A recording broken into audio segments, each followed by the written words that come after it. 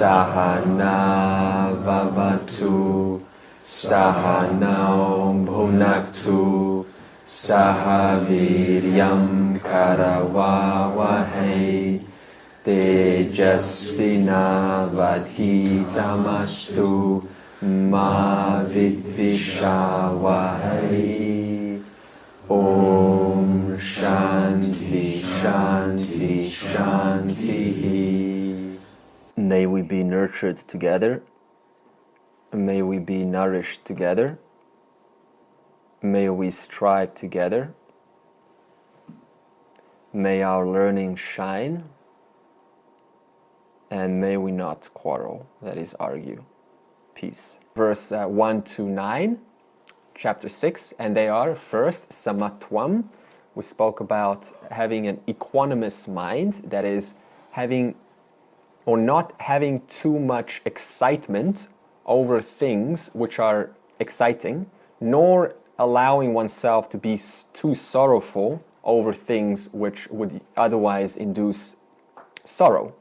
Because if one allows them to get excited or sorrowful too much, then the problem with that is it stays. It creates a scar, and the scar lasts. So it disturbs the mind, and it carries over into meditation. The second principle of general disciplines that we spoke of was self-confidence. That means if one does not have confidence in their ability, then no amount of acharya, no amount of shastram, scriptures, no amount of teaching is going to help. If one does not say and believe that I can do it and I am born with the capacity to understand this. So this is something that everyone has to say to themselves, that I can indeed. Just the mere fact that I'm a human being means I can. And the third principle was self-effort. That means exercising one's purushartha, one's free will, to apply what is being taught. This also involves acknowledging I have free will, I can. And the last principle was self-integration. That means having integrated personality. If the intellect wants to learn while the mind is still reveling on an argument with a colleague in the day, then despite best efforts to learn, it is not going to settle. It's not going to take place in the mind. So this means one's personality of the body, the physical, the mental, that is the emotions, and the intellectual should be at all times working together. The mental, the emotional, that means, should lead the physical, and the intellectual should lead the emotional. The other way around is the physical leads both the emotional and the intellectual. This is what we call promiscuity, or this is what we call constantly seeking for self-pleasure in the form of 5 senses with the world. This is why we have to reverse that cycle, so that the intellect is the boss. What does this mean? That means the intellect modifies the direction, how the mind feels according to what? Higher values of life. And because the mind's emotions are modified according to the higher values of life, which is prescribed by the intellect, then automatically the physical body is going to follow along with the mind. Okay. So what I just spoke of is 4 disciplines which are number 1 for meditation. Remember we spoke about 5 different sections that chapter 6 is divided into. This is called Bahiranga Sadhanam, general disciplines to abide by throughout the day, whether one meditates or not. Now the second revision is the 8th, I spoke about this last session, 8 principles to follow before meditation. The first one was place, deshaha. The second was time, when to meditate, kalaha. The third was appropriate seat. What kind of seat should I meditate on? Asanam. The fourth was posture of the body. Sharira stitihi. Sharira stitihi. Number 5 was breathing evenness. That means the breathing should be even. Prana samyam. Number 6 was withdrawal of sense organs from the external world. This is called Indriya Nigrahaha. Number 7 was withdrawing the mind's roles in meditation. Mano Nigrahaha. Withdrawing mind's roles. I am not a father while meditating. I am not the son. I am not an employee or a boss. I am a seeker of truth. I am a worshipper of God. And number 8 was the most important, Buddhi Nishchaya. What is Buddhi Nishchaya? Conviction of meditation role. That means I am convinced that this meditation has genuine, legitimate benefit.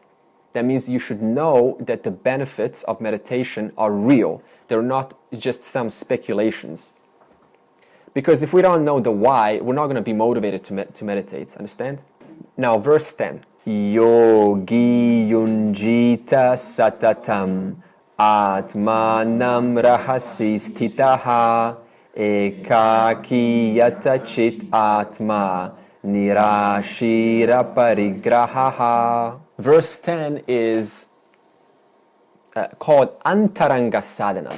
This is what to do right before meditation. I just described 8 steps. So now verse 10 is going to describe more about what you just written. So this means when I'm speaking, then add these parts onto the 8 list that you just written. So before meditation, first of all, how often should one meditate? The answer is as often as you can find yourself to do so, as regularly as possible.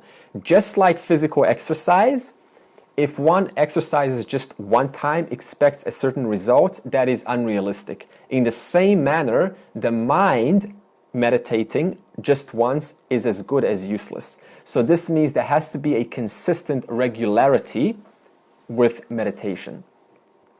This is answered in Yogi Yunjita Satatam. And with whom do you meditate? With yourself. Ekaki means alone. Having people around can be distracting. Not always, but in most cases it can be distracting. Therefore, with whom should I meditate? With myself. Me alone in a private room with nobody around. There is advantages to meditating together, like with Vipassana. However, there is also disadvantages to that. In Vedic meditation, we meditate alone because it is between you and God and nobody else. And also having a person in the room can be a little bit, you can feel their presence. So what I just spoke about is place. That's place. Remember number 1 of the 8 sections? Where to meditate? By myself, in my own room. How? Alone. Is there a difference between meditating like vibrationally? Is there a difference between meditating in a bedroom or a living room? It doesn't matter. As long as it's alone, private, and it carries a flavor of spiritual reverence. Something that induces God. Whatever it is, you can have an altar, some Ganesha or something that represents divinity. Something that makes you humble, makes you worship, surrender to the feet of the Lord. Okay, that is personal and it's different for everyone. The second part of the verse is what should be the condition of the mind? Now there's two conditions to this. The first one is the mind should be controlled and disciplined. This is answered in Yata Chit Atma. So a disciplined mind is equated to Yoga Patanjali's first 3 disciplines, if you know the text, which is Yamaha, which is what to avoid, Niyamaha, what to incorporate, what to abide by, what to follow. The third principle in the Patanjali Yoga Sutra, which we will discuss in detail, by the way, is asana. Now, this is an important one because asana in the Patanjali Yoga Sutra, what's the point of having an asana, that is a posture? The posture should be, or the physical condition of the body should be strong. What does this mean? A condition that makes you forget your body.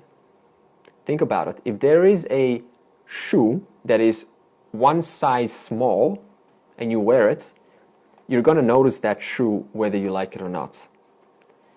But when we have the shoe size with the right size for our foot, then we what? Forget about the shoe. In the similar manner, what kind of a body should one be in? That is a posture, asana. In a posture that is an asana which makes one forget their body. That's the key. It doesn't matter what asana it is, as long as it makes me forget that I have no scratches, I have no body. So get into that comfortable asana, that posture. And the fourth principle in the Patanjali Yoga Sutra is prana ayama. We usually call it pranayama. That's because of sandhi, but there are actually two words, prana ayama, which is breath regulation. We will get into this in detail. Does it matter if your spine is horizontal or vertical? We will get into that. Okay. Yeah. The second principle is a mind. Okay, what do we ask on the beginning? What kind of a condition should the mind and body be? Okay. So the second principle that answers this question is the mind should be free of desire. Nirashihi. That's the second line. Nirashihi. Now let's discuss, what does it mean to say free of desire? What I mean by this is desires should be legitimately non-binding. That's the key word, non-binding desires. What does a non-binding desire mean? For example, if you have a child, you're a parent, and your sincere desire is to help the child grow. That is called a genuine, legitimate, non-binding desire. Why? Because it's not out of your own likes and dislikes. It's just genuine. It has to be attended to. And what is a non-genuine binding desire? What does it mean when I say binding? It makes me like a slave. It binds me. I have to. I've got no choice. If I don't, I'm not happy. So a non-binding desire is natural. For example, eating. We can't call that a binding desire because it's a natural desire to survive. So what happens if the non-binding desires are producing anxiety? Because some of the non-binding genuine desires do produce anxiety. The answer to this is we have surrender. What does surrender mean? It's called Sharanagati. It's a popular word in Sanskrit. Sharanagati, surrender. For example, you say, "Oh Lord, take care of my child, please. I can only do the best that I can. I understand that I am not the only contributor to my child's future. My child also is modified by school, by society, by their own prarabdha karma. I am just one of the contributing forces which impacts my child's future, not the only one. For that reason, God, please take care of my child, and I will do the best that I can." So what did I just say? Sharanagati, a statement of surrender.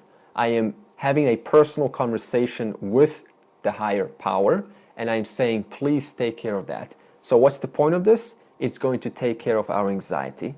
Because see, we have this force, this God is all around us, everything is God, and yet we don't even apply it. We only apply it when things get the worst, there's nobody to help, then we go, "Oh God, please help me." So why not use it all the time if it's already available right now, right here? And also during meditation, we also apply Sharanagati, surrender. How? By surrendering to the feet of the Lord. While I'm meditating, I am completely yours, God. This mouth, these eyes, this body, everything is yours. Please guide it.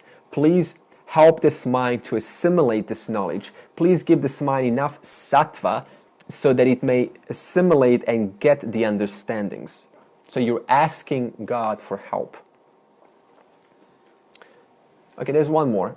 The other one is non-possession. So this is number 3 now. Number 3 is non-possession or simple living. Aparigraha, the last word, aparigraha, non-possession. Now, Shankara says that sannyasa is as equal to aparigraha. Sannyasa, renouncing. Aparigraha is non-possession. So this means non-possession means renouncing the world. Now, before you ask the question, am I supposed to renounce the world? Wait. Meanwhile, okay, why should we renounce? Why should we have a simple living? Let's ask this question. Because life is about two principles mainly. Yoga, that is accomplishment of what? Anything, whatever is pertinent to the person's likes and dislikes. And two, kshema, which is what? Maintenance. That's what life is about. I accomplish, and then I maintain what I have accomplished. I marry someone, and then I have to maintain this person. I have to stay with this person. That means I have to now do certain things to maintain the relationship. I make money, and now I have to what? Maintain the money that I've made. So because of this, the person gets very busy in life. For this reason, we have aparigraha, simple living. If it's not there, then what happens is the person easily gets caught up into this what? Yoga and kshema, accomplishment and maintenance. So what's the solution to yoga and kshema?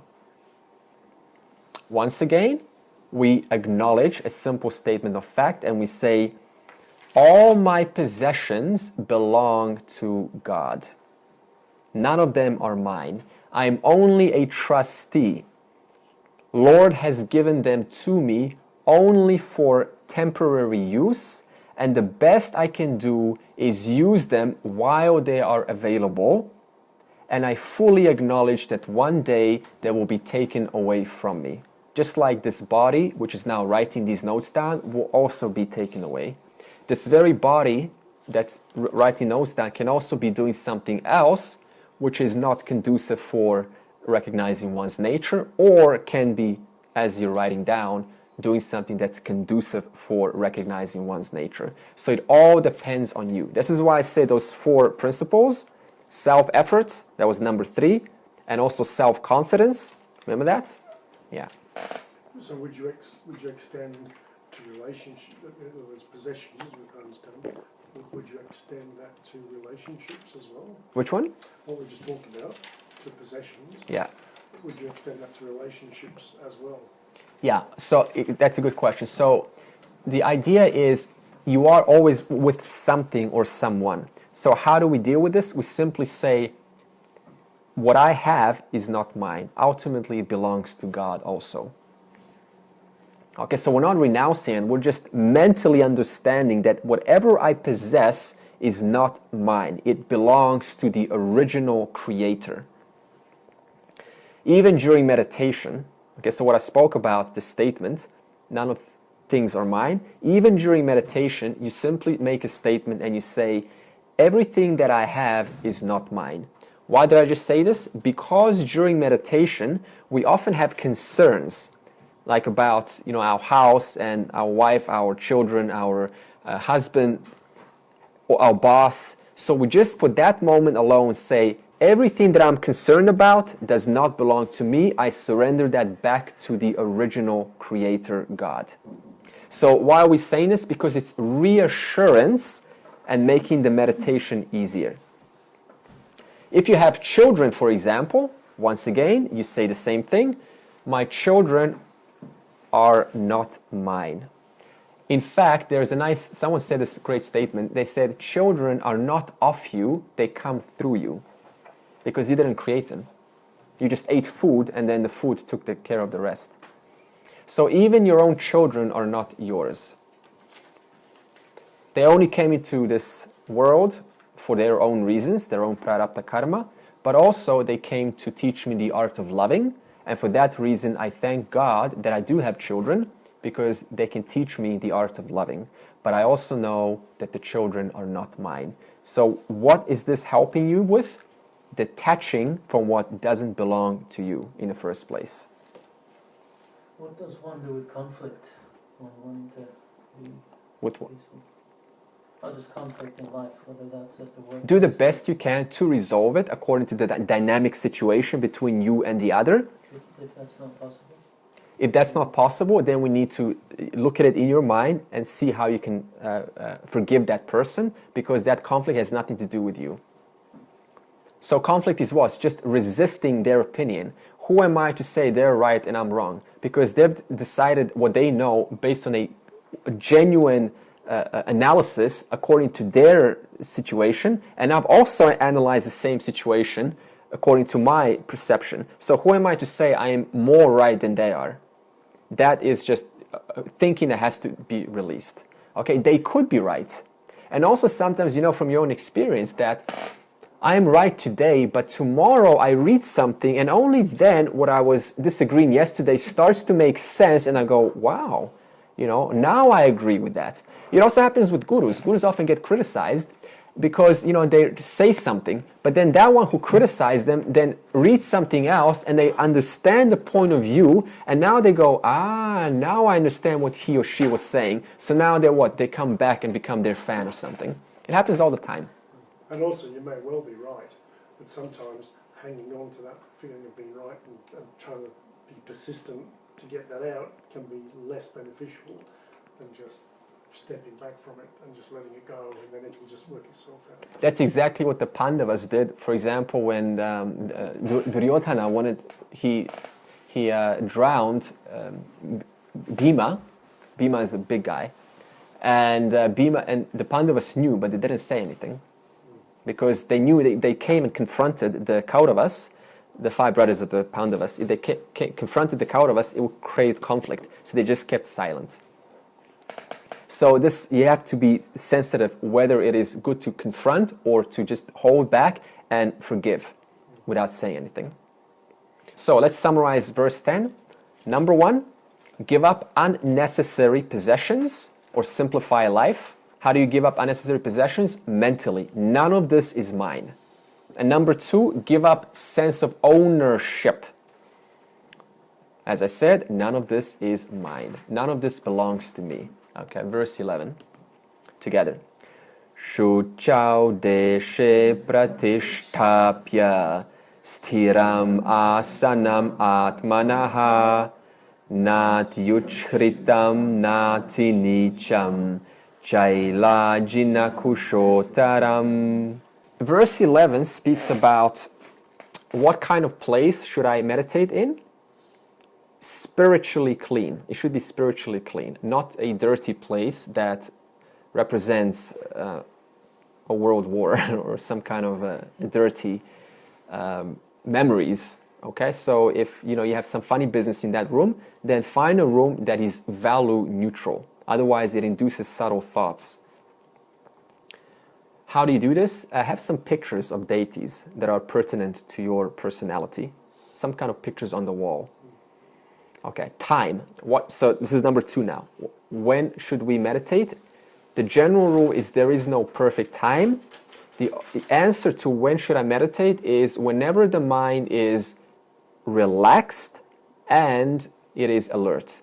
Whether it is 12 a.m. or 12 p.m., it doesn't matter. You need to find that time when it's relaxed and alert. Number 3, asanam. What kind of place should you sit on?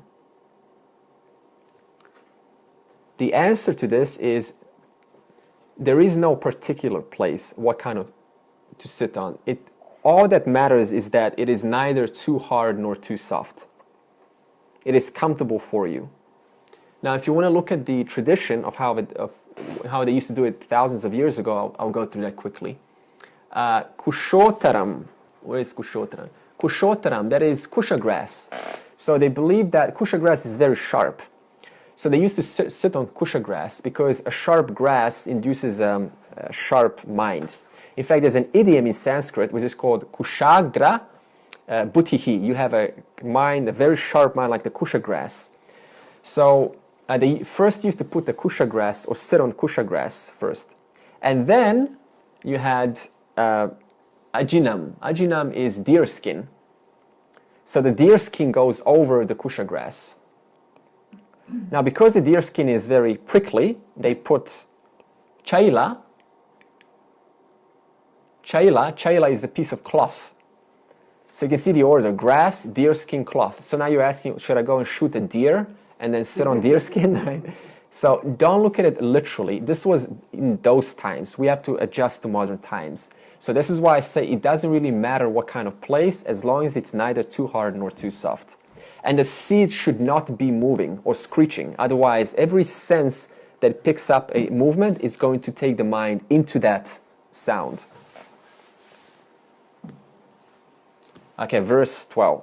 Tatraika grammanah kritva yata chit endriya kriyaha upavishyasane yunjad yogam atma vishuddhaye. This verse is talking about sense organ restraint. Yata chit indriyaha kriyaha. So organs of, okay, what kind of organs should be restrained? Two types. Sense organs, the eyes, ears. This is called Jnana Indriya, because Jnana picks up knowledge from the world.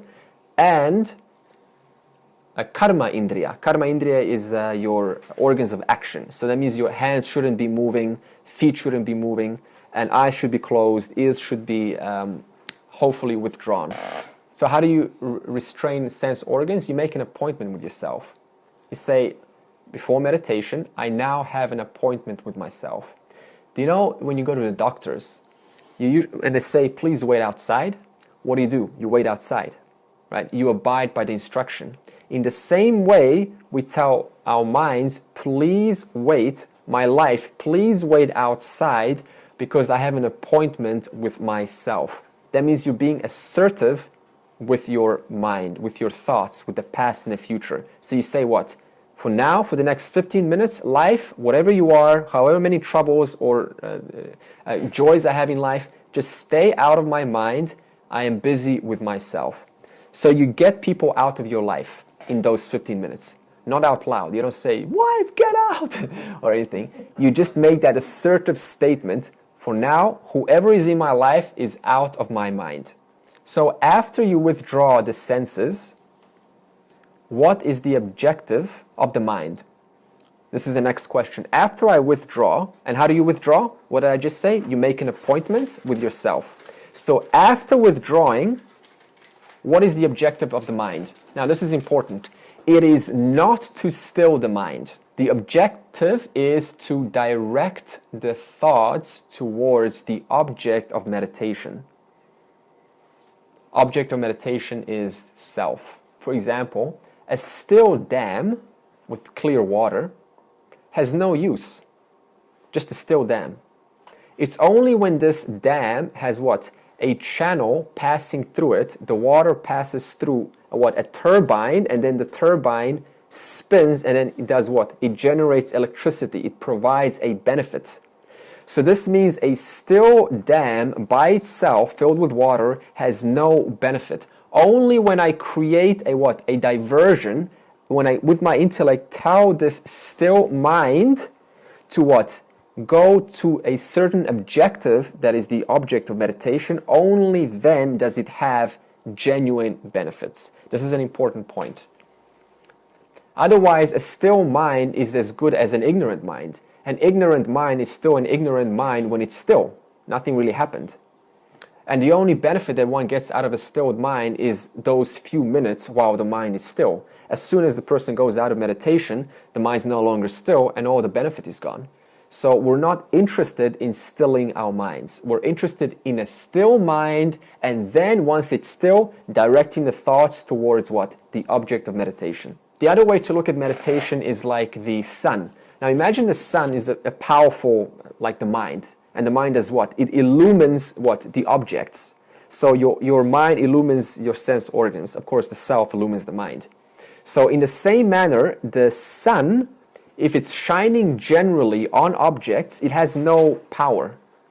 But if you take a lens, that's why I say meditation is like a lens. If you take a lens, that same sun, if you focus it, it does what? It's able to burn what? Ignorance. So in the same manner, meditation is like a lens through which this stillness is directed to the object of meditation, which is the self, and that is as good as removing or burning residual unconscious behaviors which prevent me from appreciating my true essence, my true nature. Next question is, what is the purpose of meditation? The answer is purification of the mind. Atma Vishuddhaye. That's the last word. Atma Vishuddhaye. So what's the purpose of meditation? To make the mind pure, clean, healthy. Purification from what? 2 points. Purification from malam, M-A-L-A-M, malam. What does malam mean? Improper, indecent thoughts. Dirty thoughts. For example, raga, that means lust, attractions. Dvesha, that means aversions or repulsions. Krodha, that means anger. Moha, that means delusion arising out of attachment. So all of these things get cleaned through meditation. And the second impurity is vikshepa. Vikshepa, which means extrovertedness of the mind. So purify what? Malam and vikshepa. That's what meditation does. And Krishna, by the way, does not prescribe meditation for liberation. Why? Because in meditation, the only knowledge that you can get is the knowledge which is already available to you.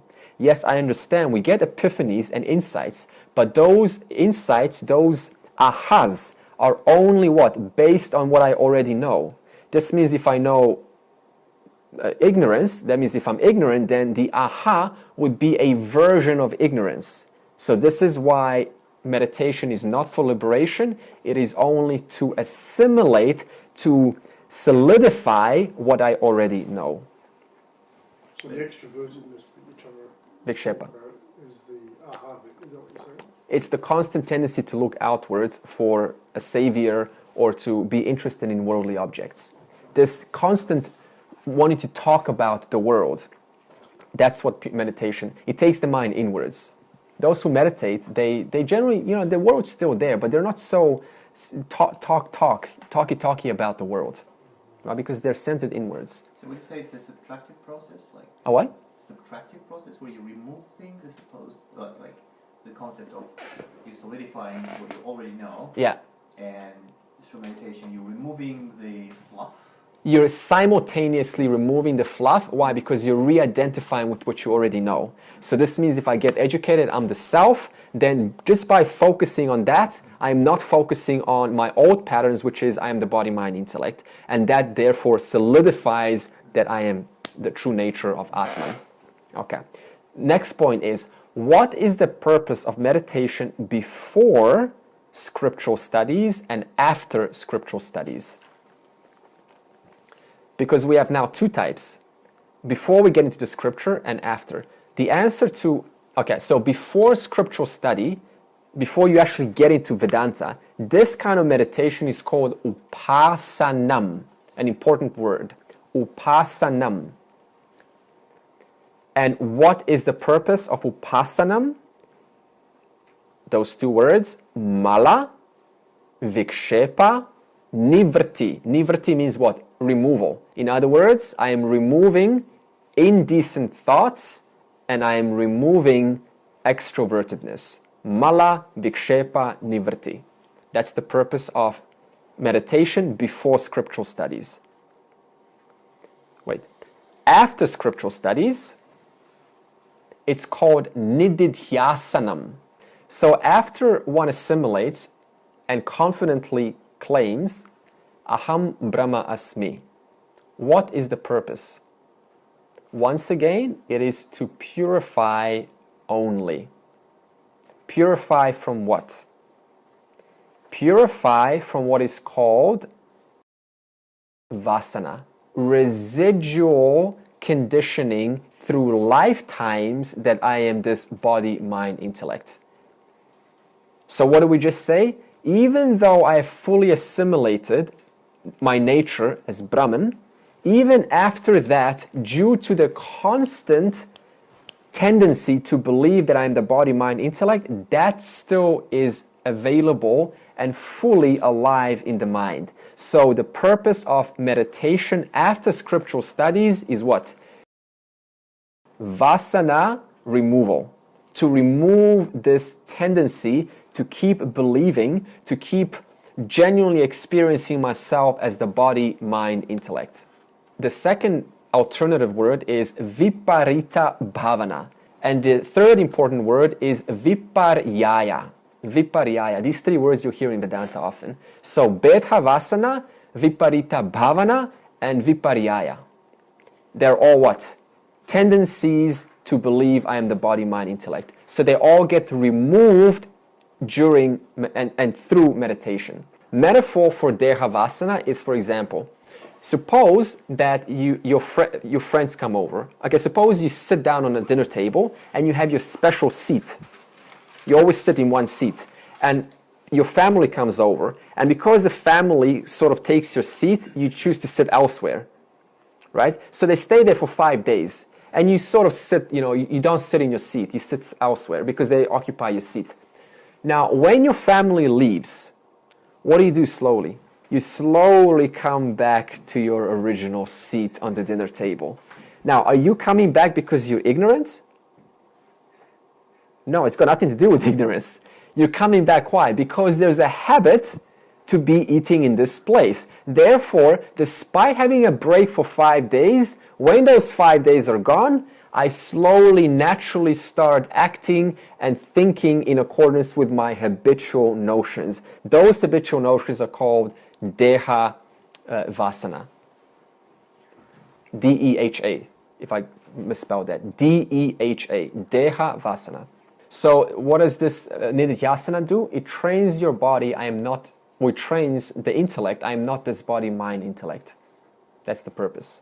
So the summary of verse 12 is before scriptural studies and after scriptural studies, the purpose of meditation is exactly the same. One word, purification of the mind. Verse 13. Sammam kaya shiro grivam dharayanna chalam stiraha samprekshya nasikagram swam dishashchanavalokayan. Verse 13 talks about posture. This is number 4 from the 8 preparations that I told you about. Posture is what? Sharira stitihi. That's posture. Okay, what kind of posture is best for meditation? Crossed legs, no doubt. Now, important point. Immediately when I said that, someone's going to say, what if I can't sit cross-legged? In meditation, in Vedanta, we do not care how you sit down. Why?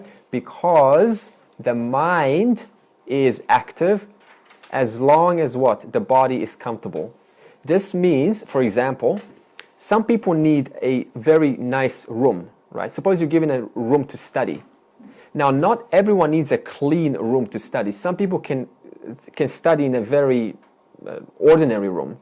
So the room aesthetics, or how I'm sitting down, whether it's a hard chair or a soft chair, to some people it just doesn't matter. They can still use their minds to study. And what are you doing in meditation? You're using your mind. In other words, if you can sit cross-legged, fantastic. If not, fantastic. It doesn't matter. And knees are apart. That means max base area, because that way you have stability while sitting down. Okay, the other one is hip to neck, kaya. So what kind of position should the hip to the neck be? Straight, firm. Why? Why should it be straight, whether you're sitting down on a chair or on the floor? Because it regulates your breathing, and breathing has a connection to the mind. If I'm slouched over, then the breathing is irregular and very hard, and that's going to directly influence the mind. For that reason alone, keep a back as straight as you can. If a chair helps you, fantastic, but it doesn't matter as long as one can forget about their body. That's all that matters. The other question that we can now pose is how to withdraw the sense organs from the field. Because when a person sits down, there's noise around everywhere.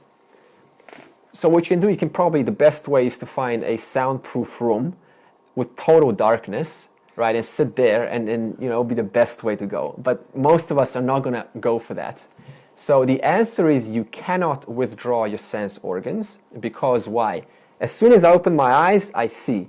My ears are working whether I like them or not. They're going to pick up sound, and that's going to interrupt me. So the solution is not to withdraw your sense organs. What is behind the sense organs? Mind. The mind. So the mind illuminates the sense organs. So I have no control over my sense organs because they're constantly picking up data, but I do have control over my mind. So what do? I withdraw the mind. One way, before speaking how to withdraw the mind, is your eyes. The most powerful distracting sense organ is eyes. So, firstly, if you look around, whoever is restless, generally looking around means what? The mind is restless. So first of all, do not look around. Because looking around constantly makes the mind agitated automatically.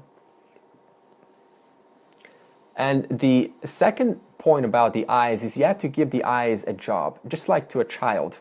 An undisciplined child can only be disciplined if you give them something to do. So you give your eyes something to do. What do you give your eyes? As though looking at the tip of the nose. That's what you give the eyes to do. As though looking at the tip of the nose. What does this mean? Eyes partially closed. I discussed this last week because then you can't fall asleep and you're not being distracted too much. Otherwise, if Krishna talked about looking at the tip of your nose, how not most, but some in the yoga world interpret, that will be called nose-tip meditation. I've never heard of nose-tip meditation. So you have to read between the lines to understand what Krishna is saying. Also, this is a contradiction now, we're going to bring them together. In chapter 5, verse 27, Krishna talks about looking at between your eyebrows. Now in chapter 6, verses 13, Krishna is talking about what? Looking as though at the tip of your nose. So how do you resolve this? What is Krishna saying? He is not particular about where to look. So it's not really important. As long as what? Your eyes don't distract you. That's the key. Okay, number 5, breathing. Out of those 8 I gave, this is number 5, breathing. Prana samyam. This is answered in verse 27, chapter 5, prana panau samau kritva. So what does this mean? Breathing should be slow, rhythmic, and even. So breathing has 2 parts to it. The first part is it's slow, rhythmic, and even. Means what? What's the Sanskrit word for this? Pranayama. And the second principle of breathing is observing your breathing. This is called prana vikshanam. Prana vikshanam. It's not here. Most of the stuff is not here. So I have to draw from other sources. So observing breathing is a common practice actually, because why? It helps the mind to focus at task at hand. So if you really want to settle your mind really quickly during the day or during some kind of activity, just take a minute or so at least to observe the inhale and the exhale. And during meditation, if you want to center the mind, focus the mind, then observe the breathing, at least for 1 minute or 2 minutes or 5 minutes. Okay, verse 14. Prashantatma vigattabhihi brahmachari vrate stitaha manah samyam yamachitaha yukta asita matparaha. The question that this verse poses is, what should be the condition of the mind for meditation? What is the condition of the mind suitable for meditation?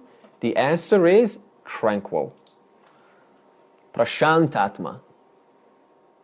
The first word, prashantatma, that means a tranquil mind. Now, let's ask, what prevents a tranquil mind? 2 parts. 1, past experience, vasana. Just write what prevents the tranquil mind. Number 1, past experience, past vasana, like regrets, bitterness, unpleasant memories, irritation, and they all surface when? During meditation, which is really interesting. The one time when I really want to break from the world is exactly when those unresolved issues show up, and that is in meditation. So, how do we deal with this? One way, how do you deal with the past? One way is to simply learn, see the past as nothing but a learning tool which I can extract from and learn from and move forward in life. That means look at whatever's showing up commonly in life, look at that from different angles. If you looked at it properly, it's not going to show up anymore. If something keeps showing up constantly, it means what? I haven't fully learned my lesson from it. There is still some resistance about it. Things only, okay, what kind of things do not show up in your life? Things that you fully have resolved. You understand? So only things that do show up are those what? Which I haven't fully resolved. So just the mere fact of something pop up in the present, that is the past, means or reveals to me this is exactly what I need to look at from a different angle through which I can learn something from, and by which once I do, I can move on and become a stronger person. And after you have analyzed it, let it go to whom? Say, God, please take this away. I do not wish to bear this anymore. I learned this. Now please have this memory. I just wish to be happy and focus on what is important in life, my swadharma. So please, God, have this past experience. Take it away from my mind. Once again, you're inducing the power of Ishvara. What should be the intention in that request? Intention? What should be the intention? To move on, to be free of the past constantly hindering me from in the present. To break the attachment. Yeah. But I could interpret that as I could express that that request, you know, in an upset manner as well. So I was just wondering if there's a certain mindset in which you would address Honesty. that. You're just being honest. Have I really honestly resolved my differences with this memory that's popping up? Just being honest. I can't really say because I don't know what's the situation with this person. But see, we can easily trick ourselves, no issue with that. So this is why one really has to be honest and be real about it. So humility. Humility, yeah. Just be, because why? How would I know that I'm not being humble? It's going to pop up again in the future. That means I haven't been humble when I thought I was humble. So it only stops showing up when I really look at it honestly and genuinely wanting to release it so that I may be free in the present moment. So holding on to the past obviously has no merit because it just holds us in the present. We cannot move on. So it's in it for you to let go of the past. How? Learn from it, look at it from a different angle, and if you did that successfully, it would then reduce its intensity or completely stop reappearing in the future. And also, there is no point hating. Why? Because the only person who suffers is the hater, not the hated. Because the hated doesn't even know they're being hated. Only the hater knows that the hated is hated. That's the value of forgiveness. That's the value of forgiveness, right? So it's in it for you to forgive completely, because the only person who suffers is you. Now, the second part that prevents a tranquil mind is, obviously, being first past. This one is future. So what's the solution for future, letting go of the future? Doesn't exist. Once again, we say, God, may I have the strength to face whatever it is to come in the future. I fully accept that the future is but my karma. And all I can ask is for the strength that I may have and the clarity to come to me, which would allow me to extract the essence from what does arise and then learn from it so that I may move on and become a sharper, clearer, better person for myself and those who depend upon me. I welcome the future gladly.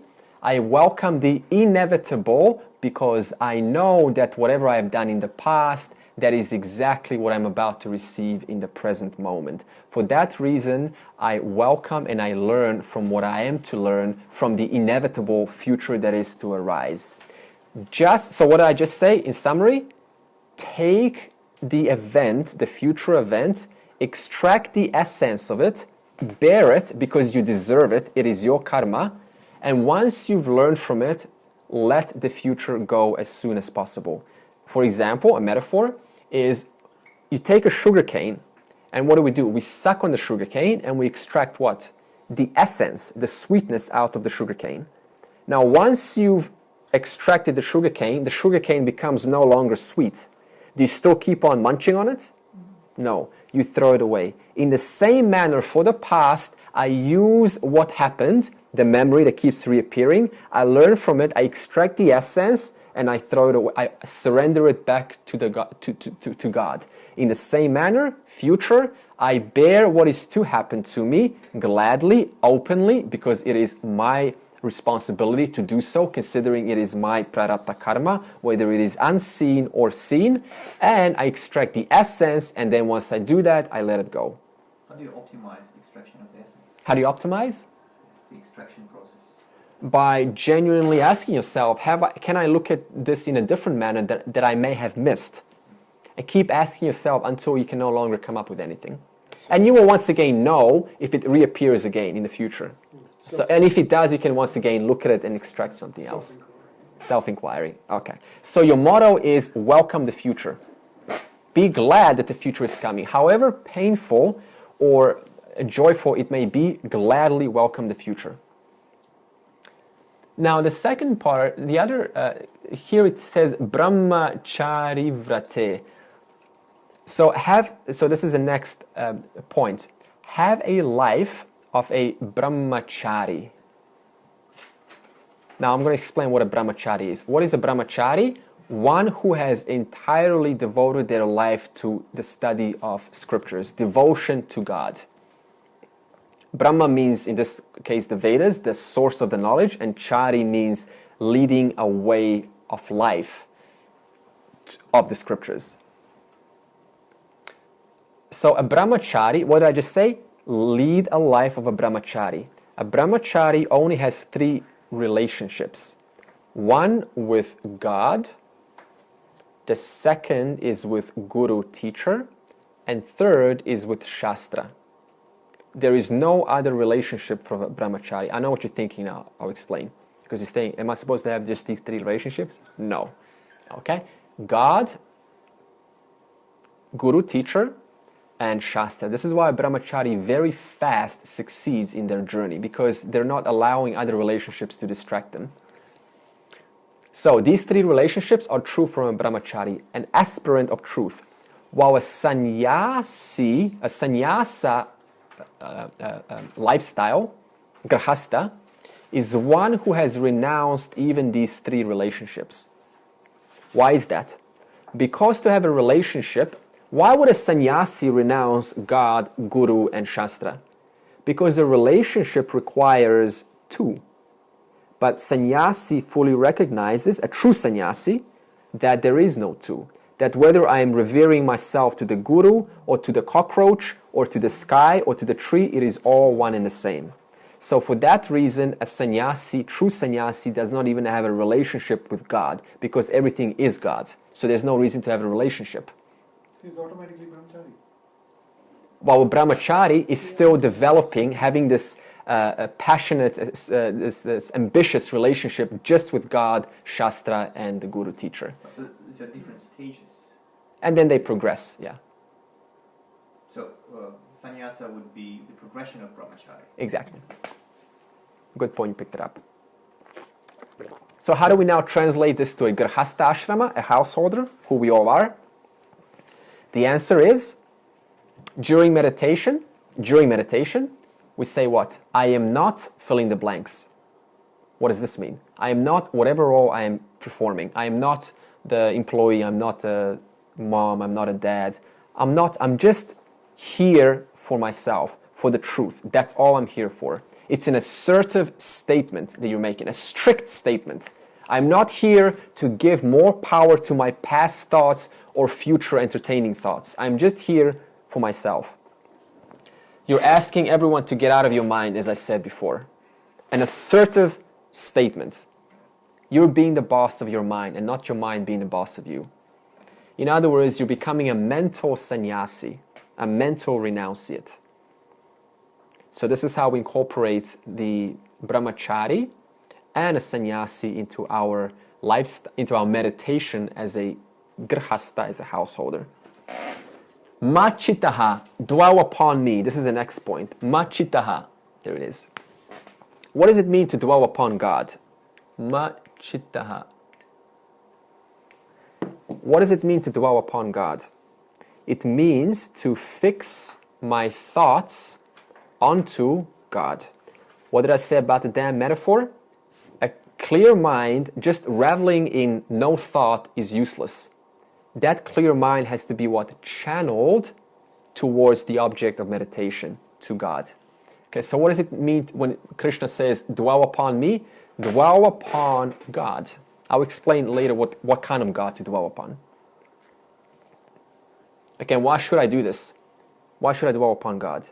Because if you think about it, the only permanent relationship you have is with God. Everyone in your life comes and goes. Everyone. Not a single thing in life stays. Only God is with you all the time. So why not reconcile that relationship which has been with you from beginningless beginning in all endless, birthless lifetimes? But isn't that dualism? On the beginning it is.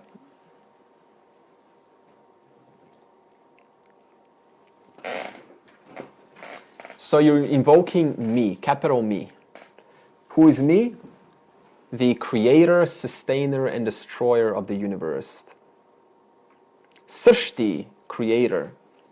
Stitihi, sustainer. Laya, destroyer. Is that Sri Durga? Huh? Is that Sri Durga, the deity that embodies that? I don't know. Okay. And karta, doer. You're surrendering to what? The creator, to the sustainer, and to the destroyer of the entire creation. Whether we believe there is God or not, guess what? You still come out of God, go back to God. Whether I want to argue whether there is a God or not, I still come out of God and go back to God. Whether I want to dispute how your God is, lesser than mine, we all both come from the same God and go back to the same God. So, creator, sustainer, and we all dissolve back from whence we came from. Just like rivers. All rivers come from where? The ocean. In the same manner, God says, you all come from me and you're all going back to me. So why not surrender to that one?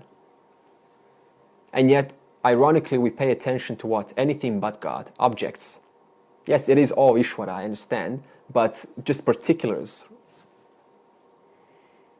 Okay, so what's the metaphor? What's the summary of verse 14? During meditation, the object of meditation is God, and the objective of life is loving God, knowing God. It is all about God. It was never anything but God. Okay, verse 15. Yunjanevam sadatmanam yogi niyatamanasaha shantim nirvana paramam matsamstham adhigacchati. Okay, this verse is going to pose a question. How long should I practice meditation? The answer is consistently, as I said right from the beginning. Consistently means what? Not consistently once in a month or every 3 months. Consistently means decently regularly, that you would have no problem telling someone about your schedule of meditation. You'd probably be feeling extremely uncomfortable saying, yeah, I meditate. How long? Once every month, right? You wouldn't feel very good about that. So 3 days is fine. Start with once every 3 days and then go back down once a day. Okay, what is done during meditation? The answer is, what is done during meditation? Based on what I just said. What do we do during meditation? Inconsistency? Huh? Inconsistency? Or you say danger? Focus. God. On God, yeah. Focus on the self or God. There is no difference if I say God or self. If you thought that if I'm talking about God, that's dualism, then that's an inherent error. If I talk about God, everything is God. So whether I say self or God, it's one and the same thing. It's not even a thing, but you get it. I'm talking about the same principle. Okay, so may your thoughts be centered on God. Now, what kind of God should I focus on? There are 3 types of God. It depends on your understanding of Ishvara. This is also mentioned in Upadesha Sanam by Ramana Maharishi. He also wrote about this, but I'll mention it now. The first type is called personal God. Jesus, Buddha, Allah, Krishna, Rama, whoever it is. In Sanskrit we call this Ishta Devata. Ishta Devata, I-S-T-A Devata. Or Manda Adhikari. Manda Adhikari. The second kind of understanding of God is the creator of the universe. And that God I meditate upon. You see the dualism there? God is the creator of the universe, including the meditator. And I, the meditator, am meditating on that God. This is called Madhyama Adhikari. Madhyama Adhikari. And the third type is a transcendent, formless Ishvara. Formless God. Whereby the meditator and the meditated are not present. The division is not present. This is called Uttama Adhikari. Uttama, U-T-T-A-M-A. This is equivalent to Nirvikalpa Samadhi. And number 2, Madhyama Adhikari, is equivalent to Savikalpa Samadhi. We will talk about Samadhis as we come to Yoga, Patanjali Sutras. What is the difference between the first one and the second one? I will talk about that when the time comes. Savikalpa and Nirvikalpa. Yeah, there's a time for that. Okay. Okay, which God to meditate on according to what Krishna is saying? It's called Arupa, without form, Dhyanam, which is number 3. Because number 3 I said, formless God. How do we know that Krishna is talking about formless God? That will become very clear. But obviously that's common sense, because to meditate on form is to objectify God. Okay, and what will I get from meditation? The answer is Shantim. Shantim is peace. What kind of peace? And peace arising out of where? Ishvara. The peace of self. Peace of existence. Shantim is also now here equated to Jivan Mukti, a liberated person. And it's not arising out of what? Setup of life. For a common man, peace or joy arises out of setup. What does this mean? If my life is set up in a certain way, then I will get my peace and joy. But what's the opposite of setup? Upset. So if my setup is destroyed, I become upset. I set up to be upset. Whereas for a Jivan Mukti, the peace or joy is coming where? From one's own being, from the self, from God. Katha Upanishad says, any kind of peace, the only genuine true peace, is attributed to that one who is fully surrendered to God. Any other peace is superficial, because any other peace depends on objects, like object happiness. So the only true peace is when the individual can fully say, you know what, I totally surrender to the field. Use me, God. Use this mouth, these ears, this body. Use it however you want. If it needs to die tomorrow, let it be, as long as it is for the highest and greatest good of all. I trust you, O Lord, to take this body wherever it needs to, for this mouth to say whatever words it needs to say, so that it may serve your beautiful creation, for none of this belongs to me. That's the kind of surrender we're speaking about. Total trust. Because that is the same principle which is taking care of you every single day, keeping your heart beating right now. Why not surrender completely to God? And finally, Videha Mukti, Nirvana Paramam, is where this Shantim culminates upon the death of a liberated person. Videha mukti means liberated after living. In other words, the cycle of birth and death ceases. Verse 16. Nat yashna tastu yogosti na chaikantam anashnataha na chatiswapna shilasya jagrato naiva charjuna. Up to verse 15, we are now done with Antaranga Sadhanam. That means we're done with disciplines right before meditation. So verse 16 and 17, this is verse 16. Verse 16 and 17 will cover two more general disciplines of life. What is number one? Bahiranga Sadhanam, general disciplines in life. Number two is general disciplines before meditation. So verse 16 and 17 covers what? Two more practices to abide by in life. And the message of verse 16 is living a life of moderation. Moderation in everything. Never being carried away by joys and sorrows. Never indulging excessively. Never getting addicted to anything. Because they all lead to problems. So, this verse specifically talks about moderation in what? Eating, activity, and sleep. So, 16 and 17 is about eating, activity, and sleep. So, let's talk about eating. Whoever overeats cannot succeed in meditation nor in life. Now, you're saying, well, they can, because, I know some people who are overweight and they're very rich and they have a lot of food, but are they really successful completely, considering the body is not to be avoided no more than the mind? Because the natural body is not like, huge. It is what? It's healthy. So has the person really succeeded if their mind is healthy, but their body, or their mind is rich, they're rich in wealth, money, but their body is excessively big? Have they really succeeded? No. That's called lack of moderation. Okay? So, Was Buddha fat? it's a symbol, it's an analogy. Yeah, it's full. It's full. So, those who overeat cannot succeed generally in life. Why? Because if the body is unhealthy, eventually it's going to start showing some symptoms when the body gets older. So for that reason, they're not going to be able to continue the sadhana.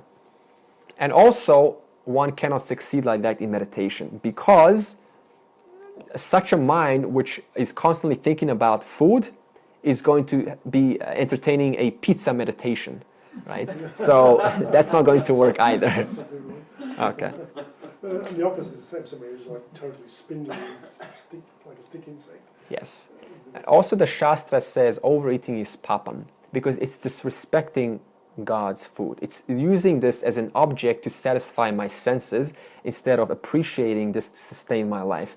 This is why before we start eating, in the Indian tradition, or in Sanskrit, we always sing Om Brahmarpanam Brahma Havihi Brahmagno Brahmana Hutam Brahmeva Tena Gantavyam Brahma Karma Samadhina. So what it's saying is, this which is on my plate is Brahman. This person who is eating is Brahman. This oblation is Brahman.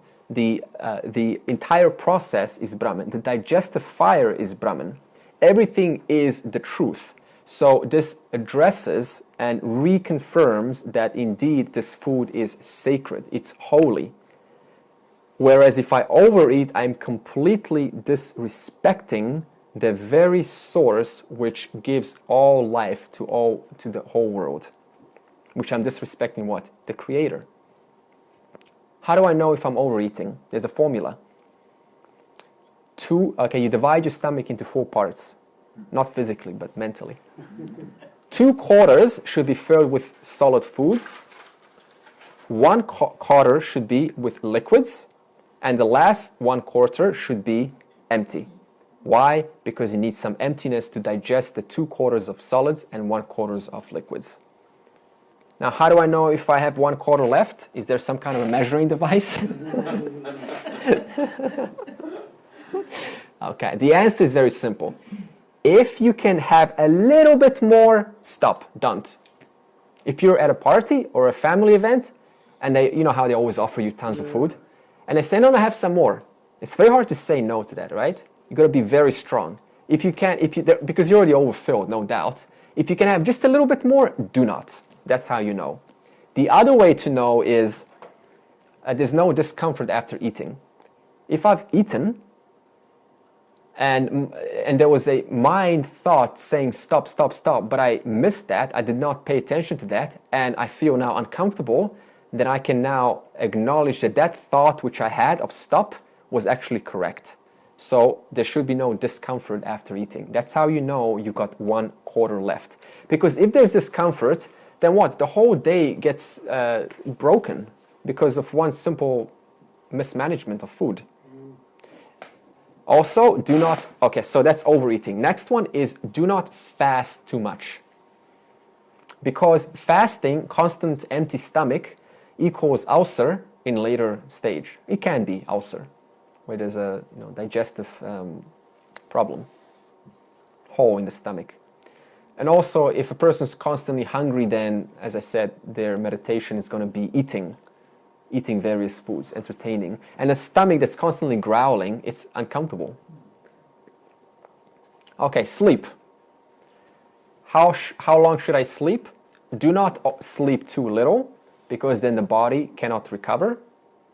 Do not sleep too much, because then you're just wasting time on earth with sleep. The general rule for sleep is it varies person to person. There is no general rule. You already know how long should you sleep so that you feel well, a sense of well-being. Not overslept and then feeling guilty, how I didn't get up an hour earlier, and not sleeping too little, whereby there's just 10 tons of melatonin afterwards waking up. Okay? Verse 17. Yuktahara viharasya yukta cheshtasya karmasu yukta swapna vabodhasya yogo bhavati dukkha. This verse is now going to continue from verse 16. Moderation in entertainment. What does this mean? Every mind, whether you admit it or not, craves variety. So, meditation and entertainment, they actually help each other.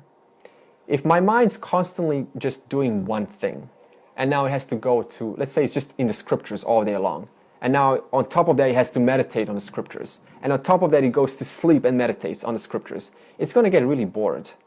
So this means you need some variety in life. Variety is your own variety. Even a TV originally was designed for three parts: news, entertainment, and education. Due to our preferences, we just watch now entertainment. But originally it was for these three things. So this means you need to have some kind of play in life, some sweetness in life. It's very important. That way the mind's like, okay, now I feel like I should meditate. I've had my entertainment, now I can meditate. And moderation in activity. What does this mean? If one works overtime, then one clearly has lost track of priorities in life. What is working overtime cause? Negligence of family, health, scriptures. So it seems like I'm benefiting by working overtime, but actually what I'm really slowly doing is degrading the quality of other areas which desperately need my attention. Children, parents, friends. Otherwise, what happens is we find after some time we have no help, we have no support from the environment, and everyone starts to look at us, in a sort of a unfriendly way, because we haven't been paying attention to those who respectfully deserve attention. Also, the scriptures fully recommend and support a life of achievement. There's nothing wrong with being a successful person financially or in any endeavor, as long as it is not on the level of excess. And you know what this means. If I make tons and tons of money and then I say, you know, I can live like 20 lifetimes with this, but then I still keep on making money just because I can, then that's called disbalance. So this also means that success is welcome, because success means what? A good sharp mind. And a good sharp mind is exactly required for assimilation, discrimination of Atma and Anatma. And at the same time, never lose track of the scriptures. So moderation in eating, sleeping, entertainment, and activity. Never go overboard. Sorry, when you say scriptures, are you implying? Shastra, Upanishads, Bhagavad Gita. Now, verse 18 is going to go into Yoga Patanjali Sutra. Okay, I was going to get a little bit more technical. Okay, verse 18. Yada viniyatam chittam atmanyeva vatishthate niksprahas sarvakamepyaha yukta ityuchyate tada. Verses 1 to 17, Krishna spoke about Bahiranga and Antaranga sadhana, that is, general disciplines to abide by in life, and disciplines to apply right before meditation. In verses 18 and 19, Krishna will now speak about Dhyana Swarupam, how to meditate, or the nature of Vedic meditation. And he will speak about Dhyanam Palam. What is the benefit of meditation? What will I get when I do and perform this meditation? So from verse 18 and 19, we will now speak how to meditate. Specifically, it will talk about the last 3 stages. That means chapter 18 and 19. Verse 18 and 19 will speak about the last 3 stages of Patanjali Yoga Sutra, being dharana, concentration, dhyanam, meditation, and samadhi, which is absorption. So, meditate on what? We spoke about this. There's only one. Self. Good. Atma Swarupam, the nature of the self, your own nature. That means entertaining thoughts revealing my nature. So in this case, when a teacher teaches chapter 6, the Vedanta teacher will speak about the Ashtanga Yoga from Patanjali Yoga Sutras, because it's an excellent system for meditation. It's a complete system. Ashtanga Yoga means meditation in 8 steps. Ashtanga Yoga. And it's a system for meditation and integration of the 4 personalities. What do I mean by 4 personalities? The first 4 sheets. Annamaya Kosha, Pranamaya Kosha, Manomaya Kosha, Vijnanamaya Kosha. That means it's there to help you integrate what? Your body, make your body congruent with what? Your breath, make it congruent with the mind, and make it congruent with the intellect. So they're all functioning as one whole, as a one friend. There's no, disputes between them.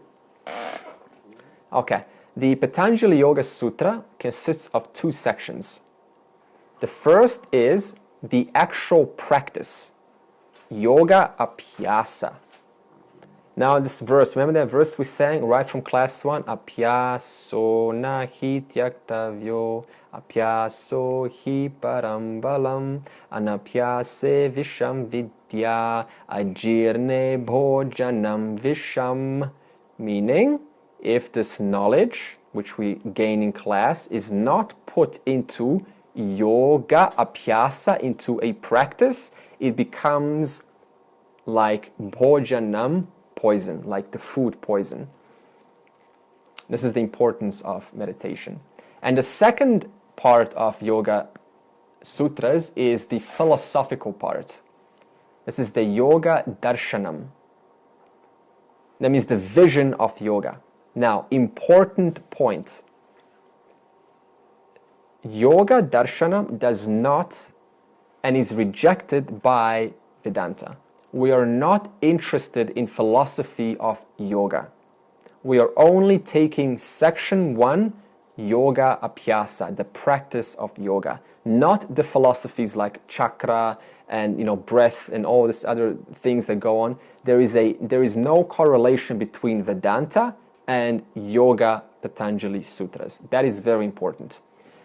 So I'm saying this because in the Vedantic world, you'll hear that Yoga Patanjali Sutra is dualism, and it is dualistic. So then why are you including in a non-dual philosophy? Because we're taking section 1, Yoga Abhyasa, and not Yoga Darshanam.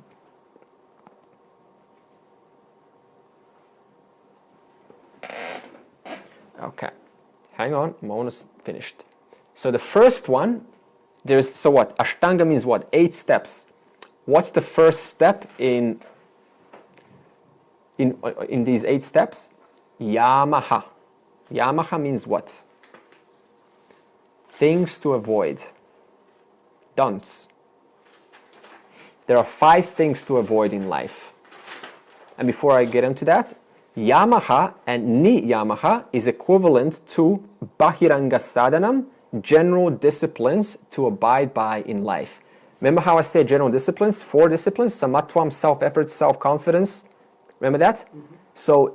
So the Yamaha and Niyamaha is equivalent from the Patanjali Yoga Sutra to those 4 disciplines. It's just a different way of putting it. So the first is Yamaha, means things to not do, avoid at all costs, as much as you can. That's Yamaha.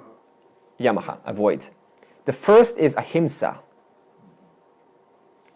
This means avoid injuring yourself or others, giving up violence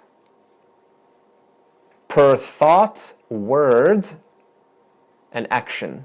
Even if I entertain violent thoughts towards a politician, that is still ahimsa. The world is your mirror. And however I respond to the mirror, what does the mirror do? It responds exactly the same. If I give a frown to the mirror frowns back to me. So there's no way out of it, you see? We think we can get away with judging and criticizing, but we're only judging and criticizing ourselves. So this is ahimsa. The second is satyam. Satyam. Satyam means give up speaking untruth or falsehood at thought and verbal level. Give up speaking what is not true. Stop lying. Be honest. There is only God. Why would I lie to God? 3 is asteyam. Asteyam, non-stealing. Don't possess what doesn't legitimately belong to you. That means any benefit which I gain through an unfair deal, that benefit is a stolen benefit. If I'm a boss and I don't give the money that the employee who's working for me deserves, and I try to take away $5 hoping that he or she doesn't see, that $5 for me is actually a stolen benefit. God knows everything, and that's going to come back. Whether in judgment, self-judgment form, like, I don't have the strength to be honest. Who am I? I'm such a fraud. And that creates self-guilt. That kind of coming back. So there's no way around lying or stealing. So do not steal. Whatever belongs to someone else, that is theirs. They rightfully deserve it and they own it. And I have no right to take what doesn't belong to me. Number 4 is brahmacharyam. Brahmacharyam, giving up inappropriate attitude towards the opposite sex or relationships towards the opposite sex. Men need to stop looking at females as objects for self-purposes, self-enjoyments, Men need to stop looking down on women as lesser. That means they are inferior. That kind of stopping. In the same manner, women need to stop looking at men as some kind of a servant, or whatever the expression is towards a man. This needs to be given up. Nobody here is higher or lower. There's no such thing as inferior woman or inferior man. This is just thinking that has no logic. Everyone's equal because we're all children of the one same God. And number 5 is aparigraha. Aparigraha. Now remember, if you put the word a in front of a word, it takes it into an opposite. So what is parigraha? Possessing too much. Amassing wealth. If I don't share my wealth, which suppose a person's rich, if I don't share it, what happens? In a society, there's a disbalance between the rich and the poor. So aparigraha is not possessing too much, not amassing just for the sake of amassing, and then using it in the name of security. I'm amassing to feel secure. It needs to be shared. Okay, and niyamaha, this is number 2. This is followed in daily life. These are the do's. Number 1, shaucham. Ask, is what I'm doing, would God be happy with what I'm doing right now? Would God be happy with the way I'm speaking to this person right now? With the way that I'm speaking to myself right now? I think you know the answer to that instantly, right? So, in other words, maintain purity in all actions, in all thoughts, and all entertaining activities as much as possible. Is this pure or is this dirty? Is this carrying a nature of selfishness or selflessness? Number 2 is samtosaha. This is being content in whatever I legitimately earn. Being happy. I earned it and I am happy with what I have earned. That means never expecting more or less than what you have gotten because you deserved it. And never, in other words, never comparing myself to others. If there's someone who's better at something than you are, never compare. Because they deserve it as much as you deserve your level. Samtosaha, contentment with whatever you get from your own efforts. Number 3, swadhyayaha. This is scriptural study. Why? Because to be entertained to expose the mind to scriptural studies constantly redirects the mind to the highest. So it keeps your mind on what is important, the objective of life, which is to love God and serve God in the best way possible. See, it's easy to talk about the self, just revel in the self, but when it comes to being a good human being and doing what is right, then that really demonstrates the character of the person. Number 4 is tapaha, austerity, simple living, non-pompous living. Pompous means puffed up. I'm puffed up with vanity, with what I have. Non-luxurious living. Refusing to act like some kind of a king or a queen just because I can, just because I have a lot of money. Simple living, just a humble life. Not pretending to be rich or poor, just humble. And number 5 is the most important. Ishvara pranidhanam. This is surrender to God. This we will talk about next week because it takes some time to explain what does it mean to surrender. We all speak about surrender, but what do you mean to say surrender? And then we will continue number 3 all the way to number 8. Okay? So we're getting a really intimate knowledge of the Yoga Patanjali Sutra according to the Vedanta. Sarve bhavantu sukhinaha, sarve santu niramaya, sarve bhadrani pashyantu, ma kaschid dukkha bhag bhavet. Om Shanti Shanti Shanti. May all be happy. May all be free from illness. May all behold good things, and may no one suffer.